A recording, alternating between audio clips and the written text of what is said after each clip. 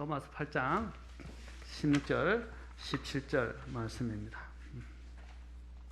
자, 다 찾으셨으면 우리 함께 봉독하도록 하겠습니다. 로마서 8장 16절, 17절. 자, 시작. 성령께서 친히 우리의 영과 더불어 우리가 하나님의 자녀인 것을 증언하시나니, 자녀이면 상속자 곧 하나님의 상속자요 그리스도와 함께하는 공동 상속자니라. 우리가 그분과 함께 고난 당하면 이것은 우리가 그 함께 영광 받으려 함이니라. 아멘. 기도하겠습니다. 하나님, 오늘 이 시간 함께 해 주시옵소서. 그리고 주님을 사랑해서 이 자리에 나온 성도님들을 아끼시고, 또한 주의 말씀으로 먹이시고 힘주시고 위로하시고 권면하시고 붙들어 주시고 인도해 주시옵소서. 성령께서 처음부터 끝까지 주관해 주시기를 다시 한번 구하며 예수님의 귀한 존함을 받들어 기도하옵나이다. 아멘.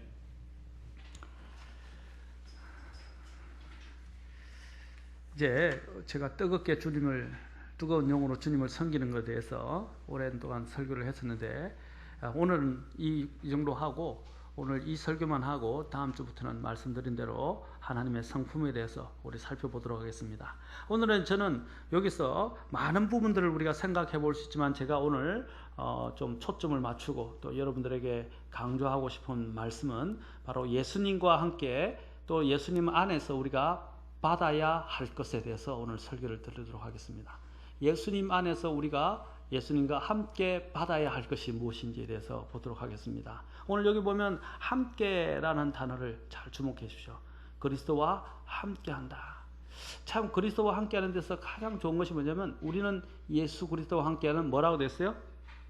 공동상속자. 에베소서에서도 이런 부분이 나오는데, 여러분 그리스도와 함께 여러분 공동상속자라는 단어도 잘 주목해 보십시오. 이 말은 뭐냐? 우리가 없이는 예수님이 상속을 안 받으신다는 것입니다. 바로 우리가 하늘에 갔을 때 예수님은 우리와 함께 상속을 받게 될 것입니다. 아멘. 물론 예수님은 모든 것을 소유하신 분입니다. 그러나 그분께서는 우리를 위하여 특별히 우리와 함께 하나님이 주시는 것들을 누리고자, 함께 영광 가운데서 누리게 하시고자 원하신다는 것입니다. 이게 얼마나 특권입니까? 우리는 사실 받을 만한 자격이 없는 사람들이지만 하나님께서 우리에게 받을 수 있는 이런 특권을 주셨고 영광을 주셨다는 것입니다. 그렇죠. 제가 설교할 때 강조하는 부분이 있는데, 우리 인생은 덤의 인생이다 하는 것입니다. 덤이 뭡니까? 그저 그냥 받는 거 아닙니까? 우리는 정말 받을 수 없는 가운데서 하나님께로부터 그저 이 모든 받은 것들은 앞으로 누리게 될 것도 하나님 앞에서 정말 받을 수 없는데도 불구하고 하나님으로부터 그저 받는다는 것입니다. 오늘 여기서 보면 하나님과 함께 뭘 받는다고 그랬어요? 상속을 받게 될 것이다 라고 합니다. 그러나 상속을 받기 전에 우리가 명심해야 될 것이 있어요. 예수 그리스도와 함께 반드시 받아야 하는 것들이 있다는 것입니다. 첫 번째로 우리는 예수 그리스도와 함께 침례를 받아야 합니다. 자, 그 말은 뭐냐? 먼저 구원을 받아야 됩니다. 우리가 전에도 말씀드렸지만 우리 침례 중에는 영적 침례, 곧 성령님의 침례가 있다라고 말씀드렸습니다. 이 성령님의 침례는 무엇입니까? 성령님의 침례는 우리 믿는 사람들을 예수님의 또한 보이지 않는 몸에, 바로 우리를 침례를 통해서 예수님의 보이지 않는 몸에 우리를 넣는 것입니다. 그것은 누가 하시는 거냐면 성령 하나님이 하시는 것입니다. 자, 그래서 앞으로 우리가 장차 저 하늘에서 예수님과 함께 뭡니까? 그분 안에서 신부가 되게 하시고, 또 그분 안에서 또한 그분의 아내로서 우리는 주님 앞에 받아 누리게 되고 영광을 누리게 될 것입니다. 자, 이러한 부분에서 이 부분, 바로 성령 안에서 침례를 받으려면 어떻게 해야 됩니까? 바로 예수님을 믿고 주님을 영접해야 합니다. 자, 그와 더불어서 우리는 또한 함께 해야 할 것이 있는데, 이것은 영적 침례에 대한 문제는 이런 일시적으로 거기서 끝나서는 안 됩니다. 이 영적 침례의 의미는 무엇을 말하는 것입니까? 곧 성령님의 침례는 무엇을 말하는 것입니까? 로마서 6장에서 이야기하는 것처럼 로마서 6장 1절부터 또 6장 3절에서 대표적으로 5절, 8절에서 이야기하는 것이 뭡니까? 예수님과 함께 제가 이야기는 죽어야 한다는 것입니다. 제가 전에도 이야기했죠. 우리가 죽어야 어떻게 한다고? 열매를 맺는다라고 말씀드렸어요. 예수님과 어떻게 함께 죽어야 합니다. 죽어야 돼요. 내게 죽음을 선언하라 말씀드렸습니다. 그래야 열매를 맺을 수 있다. 그렇죠? 그래야 또 하나님이 기뻐하시는 일들을 우리는 행할 수 있다는 것입니다. 죽음을 선언해야 합니다.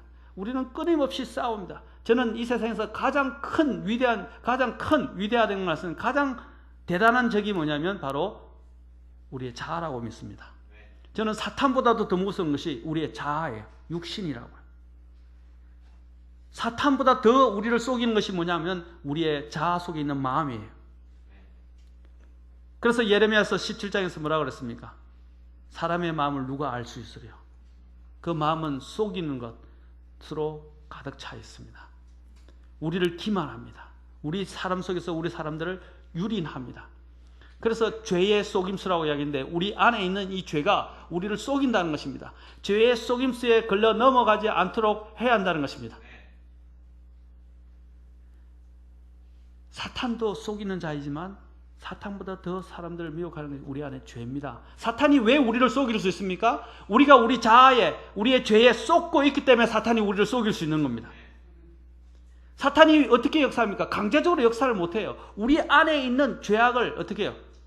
통해서 역사하는 것입니다.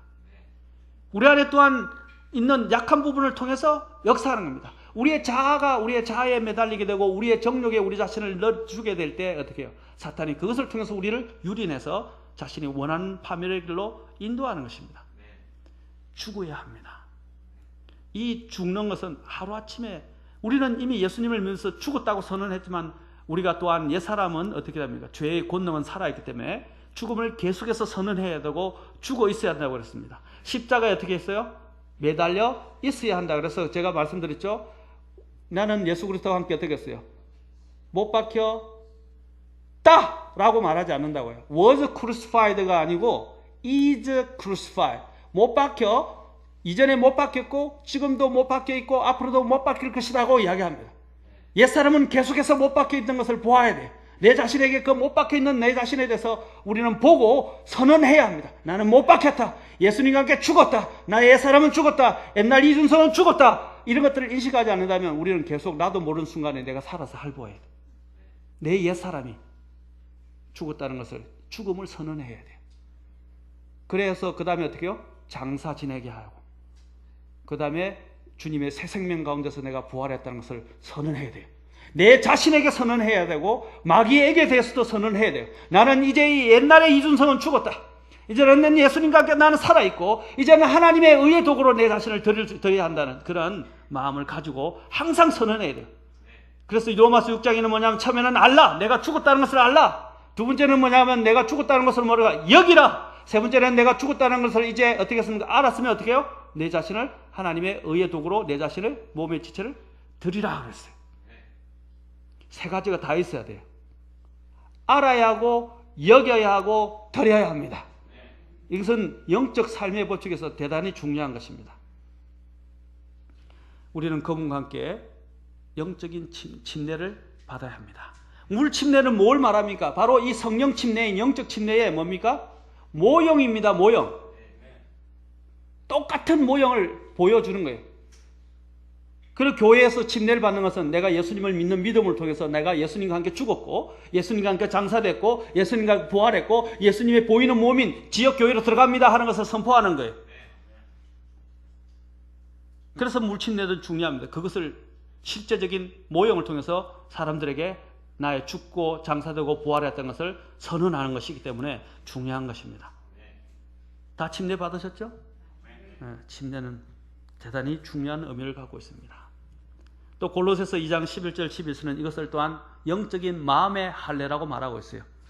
여러분 형식이 아니라 오늘 이 부분을 골로새서도 똑같이 침례, 성령 침례에 대해서 이야기하는데 보이지 않는 영적 침례에 대해서 이야기를 하는데 이것을 뭐라고 하냐면 마음에 뭐를 받았다고요? 할례를 받았다 입니다. 표식이라 이 말입니다.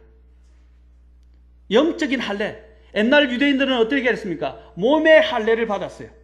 그래서 자신들이 유대인이라는 것들을 나타내 보여주는 표식이었고 하나님의 언약을 어떻게 해요? 또한 맺는 하나의 협약이었습니다. 그렇죠? 그런데 그보다 더 중요한 것이 있는데 유대인들이 놓쳤던 것은 이거예요. 마음의 할례를 놓쳐버렸다 이 말입니다. 마음이 하나님과 결탁돼요. 주님이 여기시는 것은 뭐냐면 육신도 중요합니다만은 겉에 있는 모양도 중요합니다만은 더 중요한 것이 마음입니다. 주님은 속 중심을 보시는 분이고 속 중심을 판단하시고 그에 따라 또 심판하시는 분이기 때문입니다. 그래서 중심이 중요한 거예요. 우리는 예수님과 함께 우리의 자아와 정욕이 죄와 세상에 대해서 십자가에 못 박혀 있다는 것을 알아야 합니다. 그래서 우리는 이러한 부분에 예수님과 하나 되었다는 것을 선언하는 것이 바로 침례이며 또 침례를 통해서 우리는 하나님 앞에 더 가까이 나아가게 되는 것입니다. 그래서 갈라디아서 3장 21절에서는 우리가 예수 그리스도로 옷 입었다라고 표현을 합니다. 로마서도 마찬가지고 예수님으로 옷 갈아입는 거 아닙니까? 제가 자주 우스갯소리도 이야기하지만 옛날 예비군 때 예비군 군복을 입었던 것을 항상 이야기합니다. 예비군 군복 입으면요 이 사람이 좀 이상해져요. 군복만 입으면 이상해져요. 여기 군대 예비군 훈련, 동원 훈련이나 예비군 훈련들 가보시는 분은 알 거예요. 직장에 갈 때 다 넥타이 메고 다니다가 예비군 훈련만 가면 이상해져요. 그냥 노상방뇨하고 그냥 고함 지르고 지나가는 여자들한테 휘파람 불고 이상해져요. 그 집단 심리가 있어요, 실제로. 저는 안 그랬습니다만은 이 옷이 사람을 만든다고 그랬어요. 여러분 우리가 예수님으로 옷 입었다는 걸 안다면 우리는 함부로 행동하지 않을 것입니다. 그렇지 않습니까? 자, 그래서 고린도후서 4장 11절도 잠깐 한번 보도록 하겠습니다. 고린도후서 4장 11절에서는 또한 이렇게 이야기합니다. 고린도후서 4장 11절 살아있는 우리가 예수님으로 인하여 항상 뭐라고 했어요? 죽음에 넘겨지면 사도 바울은 여러 가지 또 고난과 환난과 핍박을 해서 죽음을 당하는 그런 경험을 죽음에 넘겨지는 그런 경험을 해야 했어요. 그렇죠? 그와 함께 이거는 영적인 의미도 또 포함하고 있습니다. 예수님으로 인해서 항상 뭐에 넘겨진다고요? 항상 죽음에 넘겨지면 예수님의 생명 또한 우리의 죽을 육체 안에 나타나게 하려 함이라. 아멘. 예수님의 생명이 나타나기 위해서는 어떻게 해야 한다고요? 죽어야 한다. 죽어야 한다. 여러분 수시로 여러분 자아가 활동하죠. 그렇지 않습니까? 수시로 내 안에 있는 자아가 일어나서 나를 괴롭히지 않고 나를 또한 하나님이 기뻐하시라는 일을 행하게 만들지 않습니까? 예? 그때마다 뭘 해야 된다고요? 죽음을 선언하라 이 말입니다. 예수님과 함께 죽었고 나는 새로 태어난 사람이다. 자, 그래야 예수님의 생명이 내가 죽음에 넘겨져야만이 예수님의 생명이 내 죽을 육체 안에서 나타나게 됩니다. 두 번째로 우리는 예수님과 함께 침례를 받아야 합니다. 자, 그러나 그와 더불어서 우리는 또한 예수님과 함께 이제 고난을 받아야 합니다. 고난을 받아야 돼요. 전에도 제가 얘기했죠. No cross, no crown. 십자가 없이는 왕관도 없다. 면류관이 없다는 거예요. 오늘날에 제가 늘 이야기하잖아요. 오늘날의 사람들의 문제가 뭡니까? 주님 앞에서 고난을 당하지도 않고 주님을 위해서 희생도 하지 않고서 주님 앞에서 이만큼 엄청난 상을 받으려 한다는 것입니다. 그건 뭐예요? 아이고, 애가 놀랐습니다. 욕심이라는 겁니다. 욕심. 잘못된 욕심이에요. 우리는 하나님 앞에서 너무 지나친 욕심을 갖고요. 나는 한 것도 없으면서 하나님 앞에 달라 한다는 거예요. 예, 하나님은 우리가 자녀이기 때문에 주려고는 하십니다. 그러나 하나님께서 그냥 주실 수 없어요. 왜냐하면 일도 안 했는데 뭘 준다는 겁니까? 우리가 일을 해서 구원받는 건 아닙니다. 그러나 구원받았다면 일해야 됩니다. 왜냐하면 하나님의 법칙은 뭐라고 그랬어요? 심은 대로 거두게 된다는 것이 영적인 법칙이에요.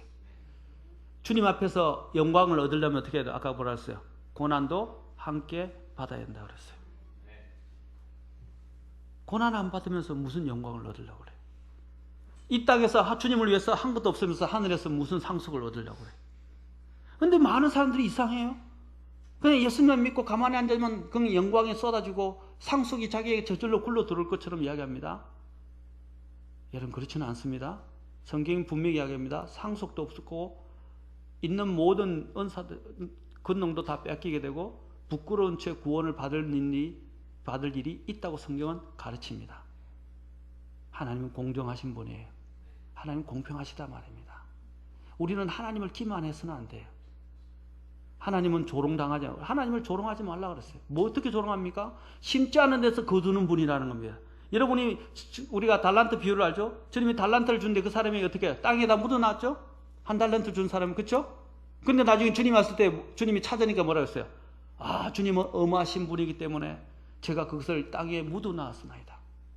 그것을 은행에 넣어놨더라면 이자라도 받았을 것이다. 그 정도 노력도 안 했다고 주님 책망하시면서 네 가진 것까지 빼앗아서 어떻게 해요? 있는 자에게 주십니다. 이게 영적인 법칙이에요. 그러나 오늘 교회 안에 잘못된 것들이 들어왔어요. 잘못된, 특히 이런 은사주의 교회. 아무것도 하지 않고 무조건 구하고 주여만 외치면 갖다 준다고 생각해요. 복을 받는다고 생각해요. 저는 그렇게 준다면 저는 그 하나님이 주는 게 아니라 사탄이 주는 겁니다. 사탄도 영광을 줄 수 있고 다른 것도 줄 수 있거든요. 하나님은 그렇지 않습니다. 하나님이 자신을 아낀다면 저도 아이들에게 그냥 무조건 주고 싶지는 않아요. 아이들이 정말 잘 순종하고 잘하면 더 많은 걸 주세요. 그러나 불순종하는데 어떻게 줘요? 주면 그 아이에게 해가 돼요. 걔가 돈 쓰는 법을 못 배웠는데 돈을 줘보세요. 어떻게 되겠어요? 그것은 자신의 삶을 방탕하게 만들 뿐입니다. 그러나 돈 쓰는 법을 잘 배우고 훈련을 받았을 때 어떻게 해요? 돈을 주면 어떻게 해요? 그 돈을 잘 저축해서 꼭 필요한 곳에 쓰게 될 것입니다. 맞습니까? 마찬가지입니다. 그 애가 칼을 쓰는 법을 모르는데 칼을 줘보세요. 어떻게 돼요? 걔는 다칩니다. 아니면 다른 사람을 다치게 만듭니다. 그러나 걔가 칼을 잘 쓰는 법을 배우기는 어떻게 해요? 그 칼을 가지고 좋은 대장장이를 하거나 사과를 깎거나 아니면 꼭 필요한 곳에 그 칼을 쓰게 될 겁니다. 마찬가지입니다. 하나님 앞에서 우리는 이런 부분에서 주님을 위해서 기꺼이 함께 고난을 받으려는 마음을 가지고 있어야 돼요. 그래야 우리는 주님을 배웁니다. 어린아이 때는 주님께서 그냥 줘요. 왜 울잖아요? 엄마 쫓아가서 먹이고 젖 먹이고 필요한 걸 갖다 주고 기저귀 갈아주고 씻겨주고 다 해줘요. 근데 걔가 이제 경이님 나이가 됐는데 어떻게 해요? 지가 옷 갈아입을 줄 알고 세수도 할 줄 아는데 엄마가 해줄 수 있겠어요? 아니죠. 그런데도 계속 해달라 그러면 어떻게 해요? 뭐 이뻐서 한 번에 해주겠지만 계속 그렇게 해보세요. 계속 그렇게 하면 해줄 수 없다는 거예요. 그러면 나중에는 매를 버는 거예요. 그렇지 않습니까? 마찬가지입니다. 성숙함에 따라서 어린아이일 때는 우리가 막 구원받았을 때는 하나님 앞에서 그런 부분들을 더 제공받지만 영적으로 컸는데도 불구하고 하나님 앞에서 계속 어리광을 지키고 어린아이처럼 행동하게 되면 어떻게 해요? 하나님이 주실 수가 없다는 것입니다. 마찬가지입니다. 우리가 이제 성장했다면 어떻게 해요? 고난을 감수해야 합니다. 희생을 해야 합니다. 이제는 주님 앞에 드리는 법을 배워야 하는 것입니다. 그래서 베드로전서 2장 18절부터 21절 24절까지 쭉 보시면 이런 부분에서 말씀하고 있습니다. 특히 베드로전서 2장 21절 보십시오. 참으로 베드로전서 2장 21절 베드로전서 2장 21절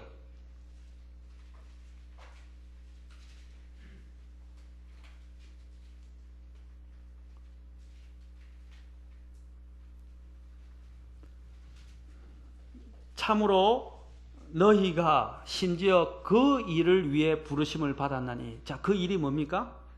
그리스도께서도 우리를 위해 고난을 당하심으로 우리에게 본을 남기사 너희가 자신의 발자취, 어떤 발자취?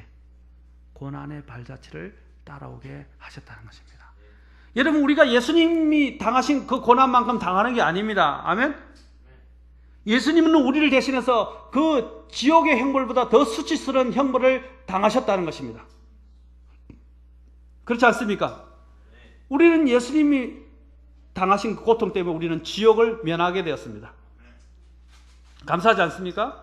그런데 지옥을 면했다면 이제 이 세상에서 당하는 고통이 얼마나 고통이 되겠습니까? 비교할 수가 없다는 거예요. 우리 어머님이 늘 이야기하는 게 이 세상이 사는 게 지옥이었는데 무슨 또 지옥이 있느냐 매일 그러셨어요.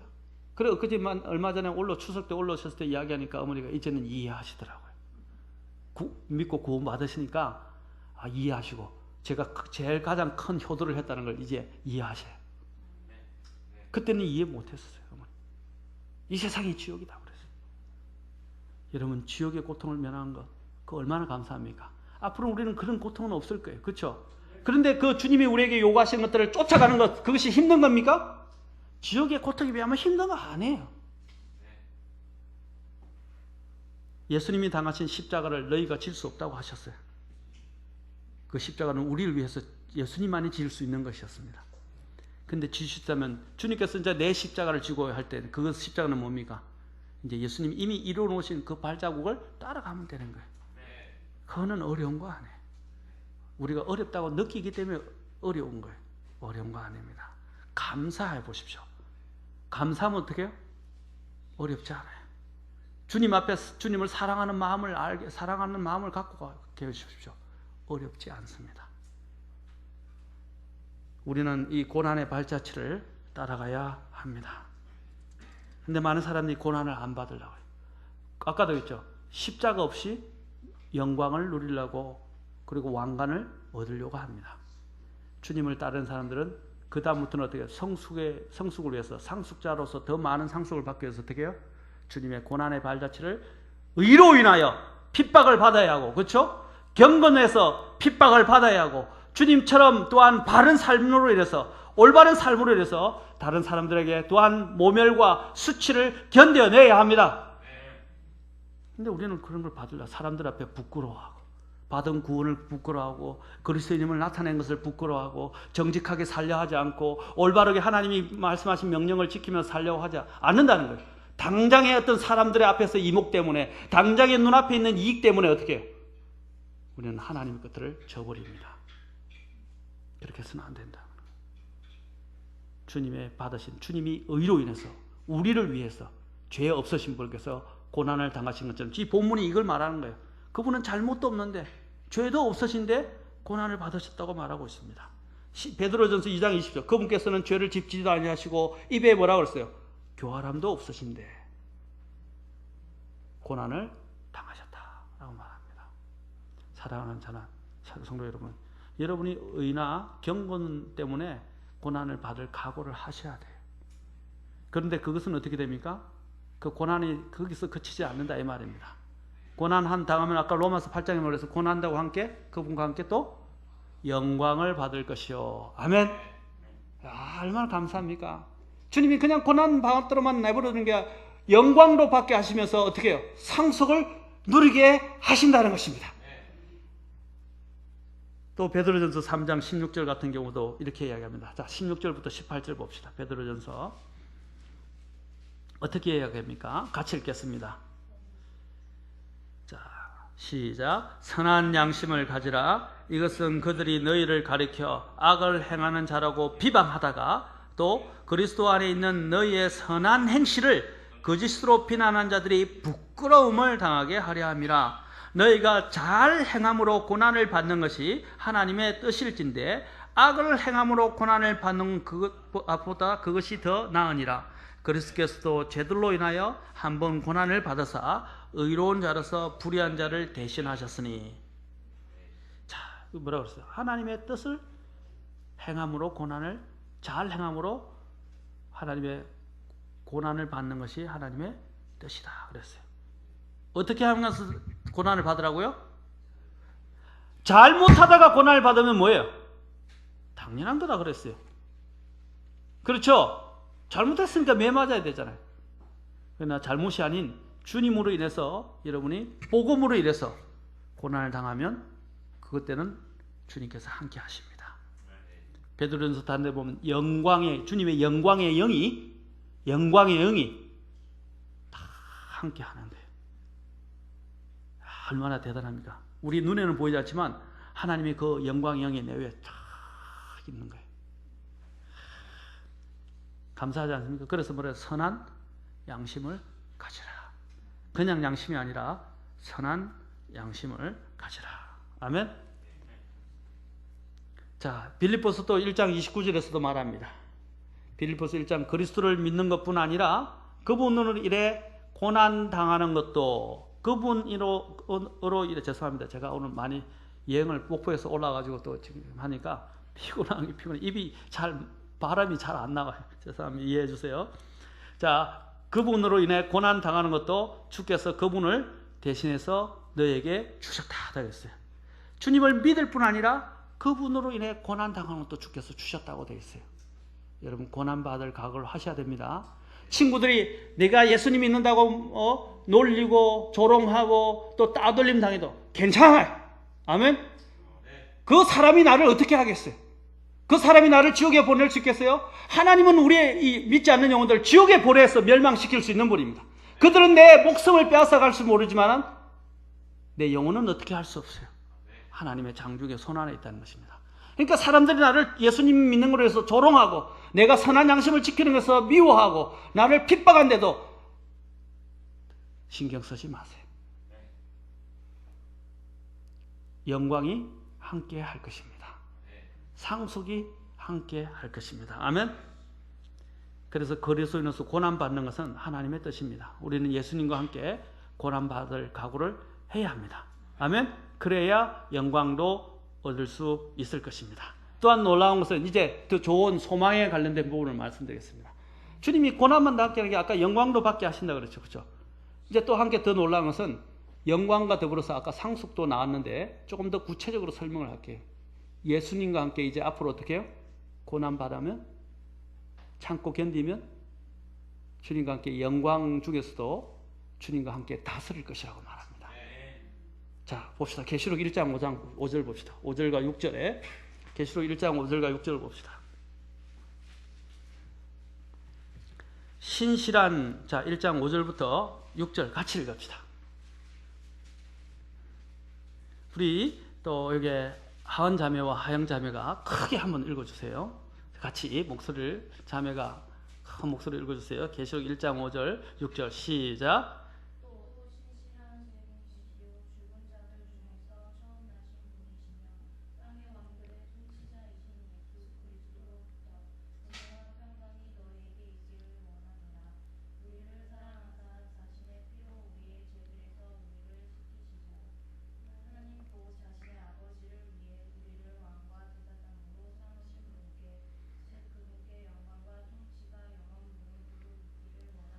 아멘. 여기서 우리를 뭐로 삼았다 그랬어요? 우리를 사랑하사 자신의 피로 우리를 죄에서 씻기시고 그 다음에 어떻게 했어요? 우리를 하나님을 위해, 아버지를 위해 뭐로 삼았다고요? 왕이 뭐 하는 사람입니까? 다스린, 성경이 말했어요. 우리가 왕이 예수님과 함께 왕들이 될 것이라고 말하고 있어요. 아멘. 그리고 예수님을 섬기는, 하나님 섬기는 제사장으로 삼으셨어요. 아멘. 야, 주님 측근이에요. 측근. 제일 가까이 섬기다니요. 예수님과 함께 다스릴 왕이라고 되어 있어요. 그래서 하늘에 보면 나중에 24왕자가 있어요. 그렇죠? 24장로들이 있어요. 왕자에 앉아 있어요. 그게 교회를 대변합니다. 아멘. 우리를 다스릴 거예요. 아멘. 천국에 가면 그냥 노는 거 아니에요. 그 가면 이제 영혼이 일하는 것이 있어요. 그 영혼의 일이 어디서 결정되느냐? 지금 이 땅에서 결정돼요. 근데 거기서 뭘 한다고요? 다스립니다. 여러분, 거기서 다스리는데 그 성경에 나올 때 마을 하나를 다스리고 싶어요? 10마을을 다스리고 싶어요? 예? 10마을. 거기 누가복음 19장에 나와요. 여기 우리 어린이들 여기 있는 골 하나를 다스리고 싶어요? 10개나 100개 다스리고 싶어요? 예? 뭐라고? 하나만 다스리면 충분해? 나중에 후회할 거야. 10개를 다 사람들이라면 이 땅에서도 마찬가지로 우리가 왜 이 땅에서 자꾸 모든 것이 성공하기를 원하십니까? 더 많은 걸 얻기 위해서 아닙니까? 천국에서 분명히 이 일들이 있을 것이라고 말하고 있습니다. 좀 이따 누가복음 19장 보기 전에 또 디모데후서 2장 11, 12절 보고 누가복음을 잠깐 보겠습니다. 디모데후서 2장 11, 12. 자, 디모데후서 2장 11절과 12절. 힘든데 어렵게 하지 말고 재밌게 합시다. 그렇죠? 자, 디모데후서 2장 11절 12절. 자, 같이 읽겠습니다. 이것도 시작. 그것은 신실한 말이로다. 우리가 그분과 함께 죽었으면 또한 그분과 함께 살리라. 우리가 고난을 당하면 또한 그분과 함께 통치하리라. 우리가 그분을 부인하면 그분도 우리를 부인하시리라. 아멘. 자, 우리는 그분과 함께 죽었다면 어떻게 해요? 그분과 함께 살게 돼요. 주님과 함께 죽어야 돼요. 그래야 살아나요. 근데 또 그분과 함께 어떻게 해요? 그분을 인해서 고난을 당하면 어떻게 한다? 그분과 함께 통치할 것이라.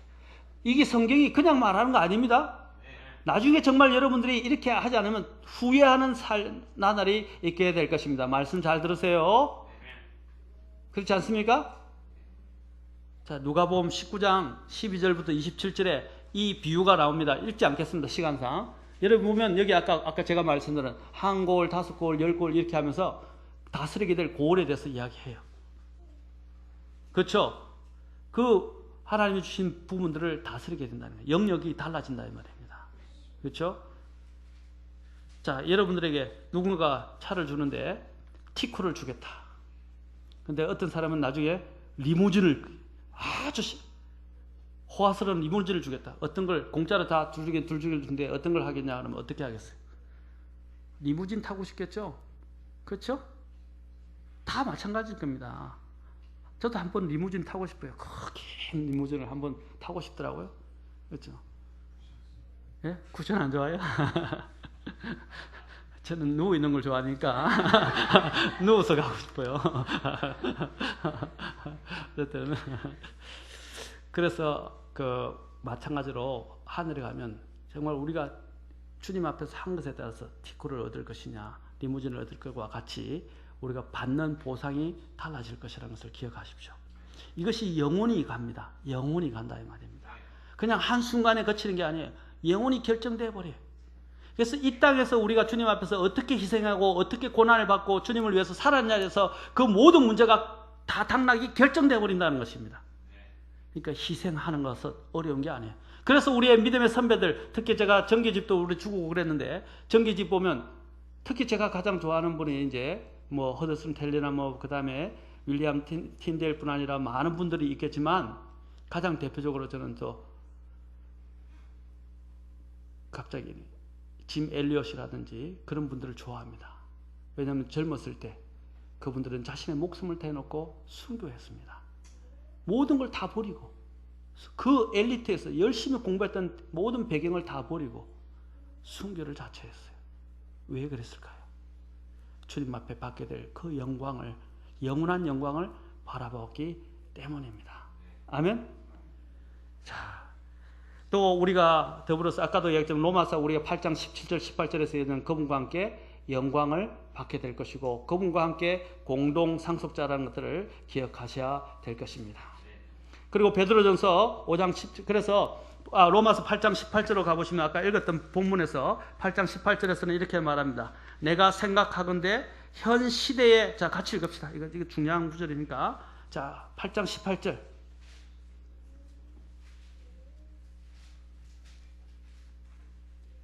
다 찾으셨어요? 자, 현 시대에 자 시작.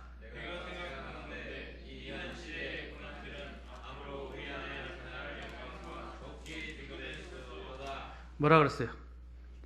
이 현 시대의 고난들은 앞으로 우리 안에 나타날 영광과 아예 비교조차 안 된다 이 말입니다. 비교가 안 돼요. 그래서 여러분에게 저는 믿음의 눈을 뜨고 멀리 내다보라 그랬죠. 멀리 내다보고 살라 이 말입니다. 지금 가까운 현실을 보고 살지 말고 멀리 내다봐라. 믿음의 눈을 가지고 멀리 봐라 이 말입니다. 영혼을 바라보라 말입니다. 힘드시죠? 세상 살아가는 것 정말 답답하고 아픔도 있고 고통스럽기도 하고 참 마음대로 안 되고 그렇죠? 많은 여러 가지 절망적인 것들이나 또 우리를 낙심케 하는 요소들이 많이 있을 거예요. 그러나 여러분 지금 있는 현실 자체에 너무 마음을 두지 마세요. 지나가 버릴 겁니다. 지나가 버려요. 우리도 이전에 한번 과거를 보세요.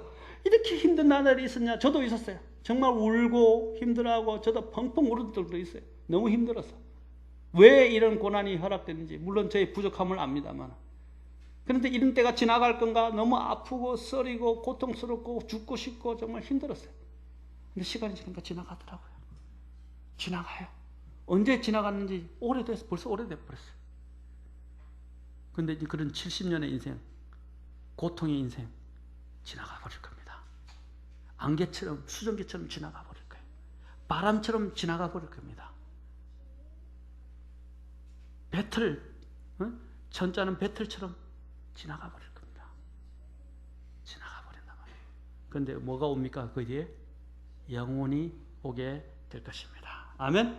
그래서 인내하십시오. 참으십시오. 조금만 참으면 그분께서 오셔서 우리의 눈물을 씻어주실 것입니다. 주님 앞에 가면 그 모든 시련이 다 사라져요. 사라져요. 그렇죠? 그때 제가 참 펑펑 울 때 제 집사람이 가슴 속에 저도 파묻혔었어요. 그때 한번 집사람 앞에서. 그때 집사람 품이 너무 좋아. 예수님의 품 같았어요. 너무 좋았었어요. 여러분 생각해, 주님의 그 따뜻한 그 팔이 나를 안위하시고 나의 모든 시련과 눈물이 다 사라지고 주님이 다 그 따뜻함이 포근함이 내 마음을 감싸기 시작할 때 그 느낌을 한 생각해 보세요. 나는 아무것도 안 해. 그렇죠? 힘드시죠, 여러분, 이 세상. 그렇죠? 내 자신으로 인해서도 힘들고 살아가는 그 나날들이 많은 힘겨운 싸움이 있을 거예요. 그러나 영광을 바라보면서 조금만 참으십시오. 그래서 조금만 참으라 그러면 뭐예요? 오실 분께서 오실 것이다 그러셨어요. 아멘?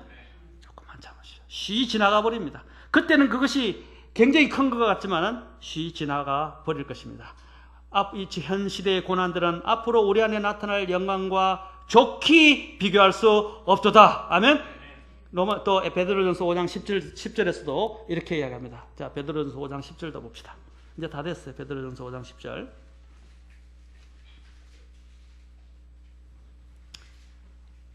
같이 또 베드로전서 5장 10절도 읽읍시다.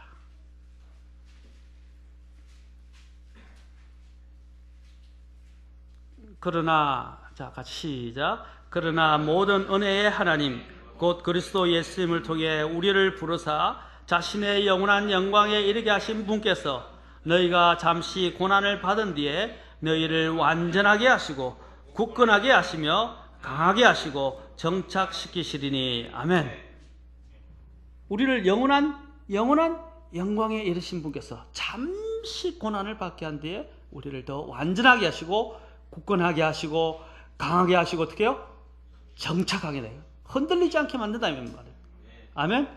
그 고난이 우리를 더 강하게 만드는 거예요. 아멘. 고난이 우리를 무너뜨리는 게 아니라 우리를 더 강하게 만들어서 하늘에 더 영광에 들어가게 합당하게 만들어 준다는 것입니다. 그래서 참으십시오. 인내하십시오.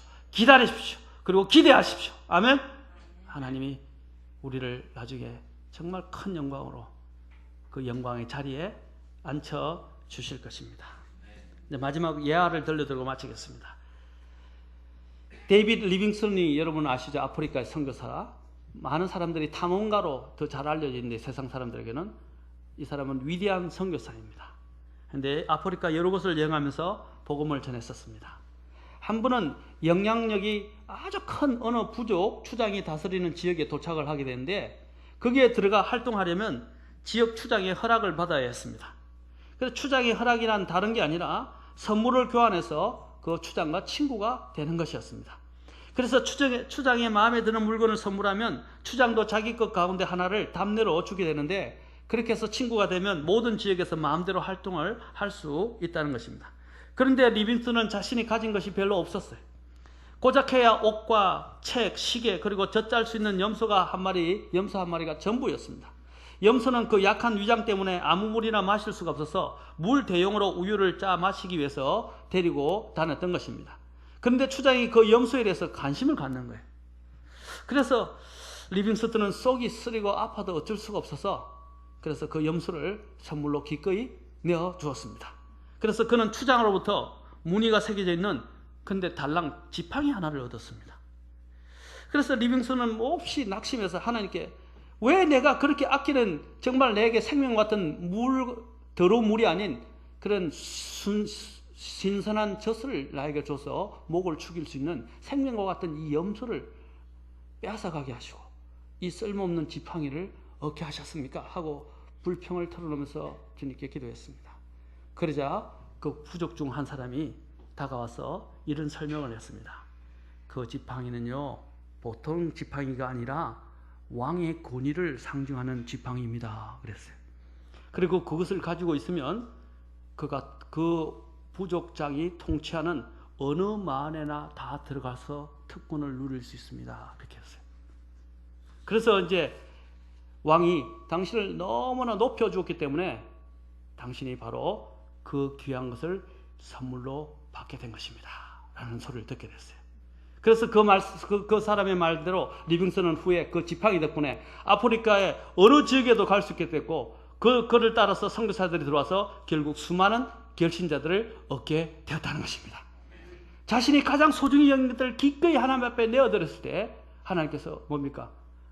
그 추장이 그에게 그런 놀라운 특권을 줬습니다. 우리가 볼 때는 그게 아무것도 아닌 것 같지만 얼마나 대단한 특권이었어요. 하나님의 열매들을 얻을 수 있는 특권을 줬던 것처럼 우리도 마찬가지입니다. 우리의 가장 귀한 것들을 주님을 위하여, 그분의 이름을 위하여, 그분의 복음을 위하여 기꺼이 내어드리고 고난을 받게 될 때 주께서는 하늘에서 누릴 그 영광은 지금 이 땅에서 받는 고난과는 비교할 수가 없다는 것을 기억하셔야 될 것입니다. 사랑하는 성도 여러분, 힘드시지만 인내하십시오. 그리고 기다리시고 믿음을 가지시고 또 인내하시면서 그날이 오기 때까지 경주하시길